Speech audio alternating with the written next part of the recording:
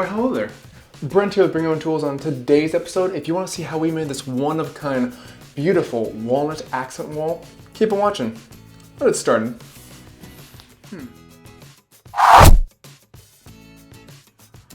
We did the flooring, then we did the railing.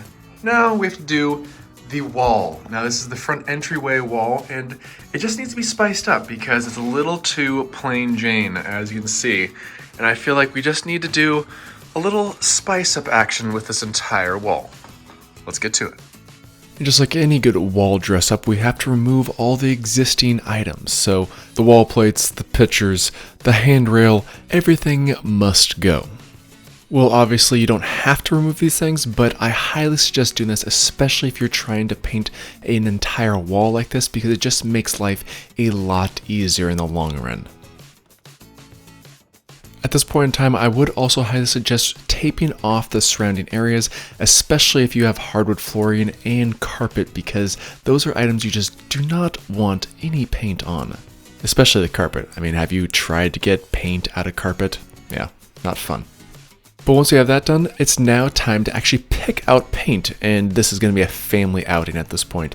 And the one special thing about this is the fact that I did an accent wall recently with Benjamin Mohr, and it turned out beautiful. It was one of the first times I ever used Benjamin Mohr paint, and I really enjoyed working with it.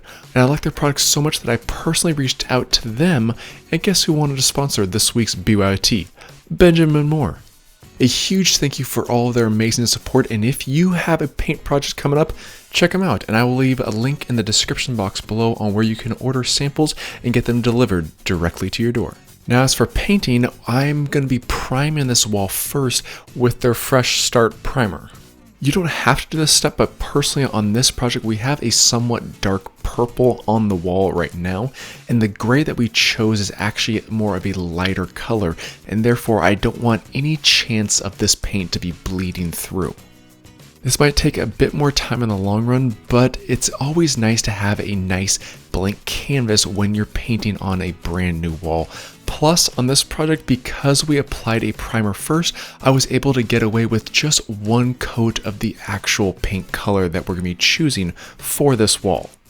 Now, the one thing we have to take into account is safety, especially when we are over the stairwell when we're trying to paint. However, the nicest and the best way to do this is actually easy, because all I have to do is take the paintbrush and tape it to an extension rod. Therefore, I'm able to perfectly crisp lines even with a makeshift pole like this.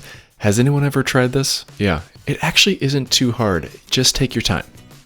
I also find it very handy to apply white primer to a white base, because that actually locks and seals in that painting tape, and therefore once you apply your actual wall color, it's going to seal and you're not going to have any bleed through. Keep that in mind. Now once you apply your primer, we need to wait for it to dry, and while it's doing that, let's go pick out some wood at one of my favorite spots, Crosscut Hardwoods. Now this lumber is a 1x4, but the nominal dimension is about 3/4 inch by 3.5 inches. Keep that in mind. So this is our 1x4 black American walnut. It's one of my favorite woods out there, and it just adds so much warmth and beauty to any space. So I'm actually going to be cutting all of this down to the appropriate size, finishing them, and then installing them. Let's get them cut down first. All this lumber is approximately 12 feet long, and I'm going to cut them in half first to make them more manageable, and then actually cut them down to size. I did already account for the fact that my stretch is going to be approximately 69.25 inches, and therefore having 12 footers is really nice because I'm able to get a lot of material with very little waste, which is exactly what you want when it comes to walnut.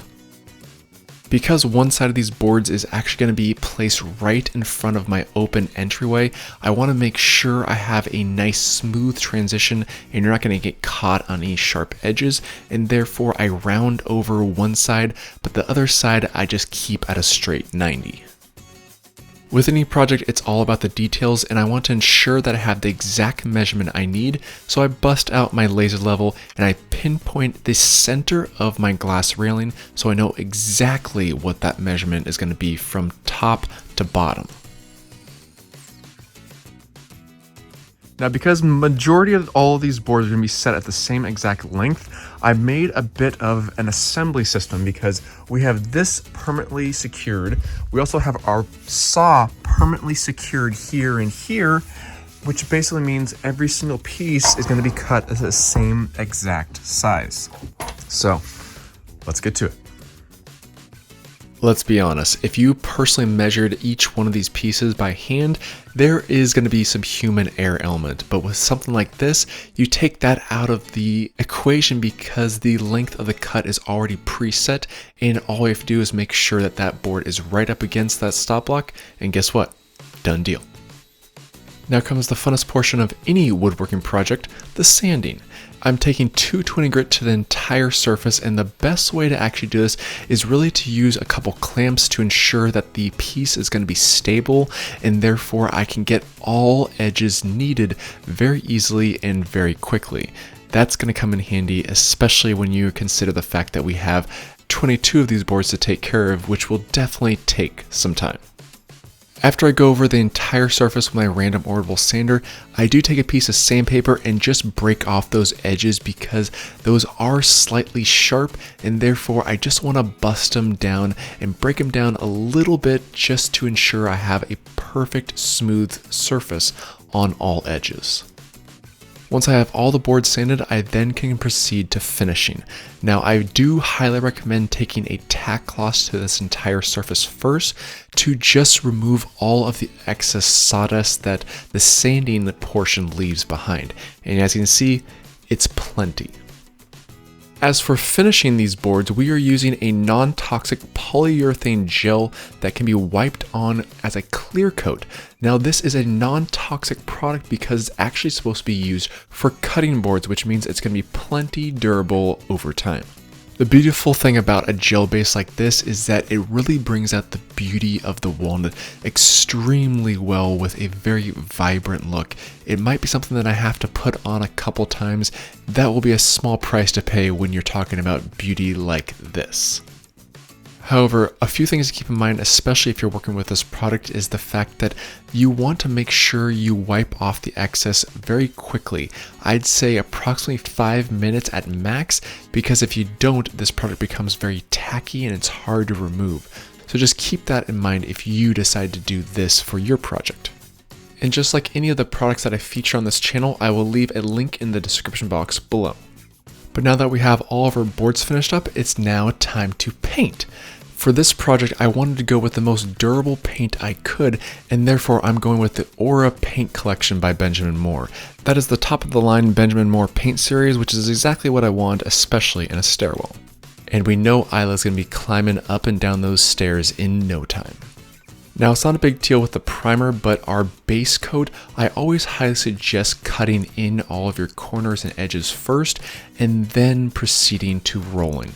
That will just provide a nice crisp, even line all the way across, and therefore blending in your cutting marks with your roller is going to be a lot easier to do. And as you can see, my makeshift pole does wonders even for these tight-knit corners. Cutting in your corners like this does take some time and energy, but just keep in mind that the steady hand will always win, especially with painting, and therefore taking your time and due diligence at this point will really benefit the entire project in the long run because you don't want sloppy lines when it's all said and done. One thing I always highly suggest, especially when rolling on a finish coat, is to ensure that there's no lint on your roller. And the easy way to do this is just take some painter's tape, wrap it around your roller, and then remove the painter's tape. That will ensure that there's no fuzzballs left behind on that roller whatsoever, and you will give yourself the best chance possible of having a perfect finish in the end. It's always interesting to see how the paint color will change when it's from wet to dry. And as you can see, when it's wet, it's a little bit more beige, but when it dries, it will dry more gray. But something to think about as well as keep in mind, because you don't want to all of a sudden freak out that you got the wrong paint color. Whoa. As you can see, fully dry now, and I absolutely love the fact that this is a really nice rich gray tone, as well as the fact that it has a really nice sheen to it, which makes the wall pop. Now, to make this wall even pop even more, we're gonna be doing a whole accent wall right here in our front entryway to make this thing look amazing. Let's get to it. Now that our boards are dry, it's time for installation. And with this installation, I want to ensure that I'm hitting studs, and therefore I take my stud finder and figure out exactly where each stud is located from the ceiling down. This is going to be a horizontal accent wall, and therefore I'm butting one end right up against that right side. As you can see there, I'm placing a nail in the center and the side just to make sure that it's perfectly level, because you want to guarantee that this one's level first before you proceed to all the other boards. I do want to provide these boards with a bit more grip strength, so I actually apply a bit of heavy duty silicone to the back side, and therefore the nails will hold it in place, which will allow the silicone to dry permanently and become a much stronger bond afterwards. I'm also using a couple pieces of scrap walnut, which will ensure that I have a perfect 3/4 of an inch gap on all boards going down. Of course, I wish we had a perfect blank canvas that we could just use full boards all the way from top to bottom, but of course we have a few obstacles in our way. First things first, we have this large light switch that we have to account for, but luckily for us, all we have to do is take the jigsaw, cut out a hole, and proceed to the next row. I do sand the raw edges a bit, but because the light switch cover plate is actually going to be covering up everything, you don't have to worry too much about the edges being perfectly smooth. However, areas that you do want to ensure are perfectly smooth are areas that are going to be fully visible, like this nice little spot. But they're easy to cut. Just make sure that you sand them and you apply finish so they have a cohesive look over the entire span. Now I have an odd air register at the very bottom of this space, but the one thing I didn't want is to put a big ugly white metal piece on this beautiful wall. Therefore, on the bottom two panels, I actually cut out slits in those pieces of wood, and therefore that will allow the air to move freely and therefore have the same exact purpose as it had originally, just will look a whole lot better. Because we did nail this, we do have to fill those nail holes, and the best nail hole filler, in my personal opinion, is just taking some of that old sawdust that you just created, mix in some glue, and there you go. Perfect match. Or at least as perfect as you're going to get. While I wait for the glue to dry, I wire up new light switches and then proceed to sanding off all the excess glue and then applying a final finish coat over the entire surface. But guess what? After that's dry, we are done.